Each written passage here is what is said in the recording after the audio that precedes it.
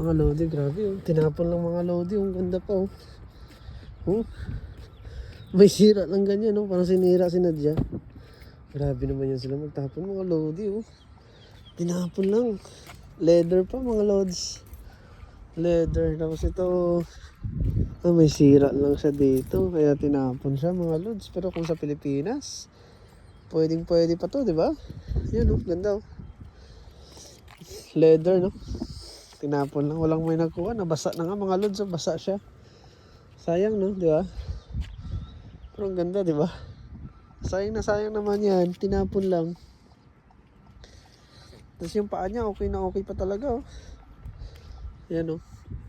Tapos may mga terka siya dito. Na ito pang support niya sa kahoy niya. Grabe no, tinapon lang mga lods no. Ito, lagyan lang to ng tape oh, pag sa Pilipinas. Sayang na sayang naman to.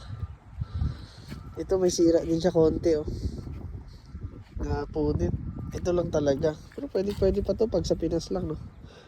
Grabe talaga sila magtapon dito no. Ma-amaze ka na lang talaga mga loads, di ba? Ma-amaze ka talaga sa mga tinatapon nila. At saka yung foam niya mga lodi. Kaso puno ng parang buhok ng aso. Ayan.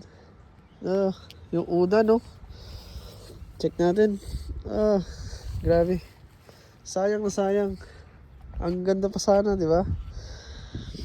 Grabe naman yan. Sayang na sayang talaga, no? Umuga ba? Ay, hindi umuga. Ang bigat. Puro kahoy talaga siya, mga lods. Puro kahoy. Ang bigat, oh. Hindi mo siya mauga. Di ba? Hindi siya mauga, mga lods. Ang bigat. Grabe. So, yun lang. Sayang na sayang talaga, mga lodi. One love. Nagparking lang tayo dito. At yung panahon ngayon, medyo maano talaga. Ang tawag dito.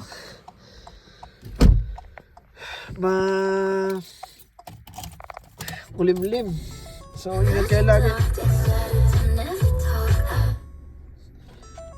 Ayan. So, ingat kayo lagi mga lods. Babush!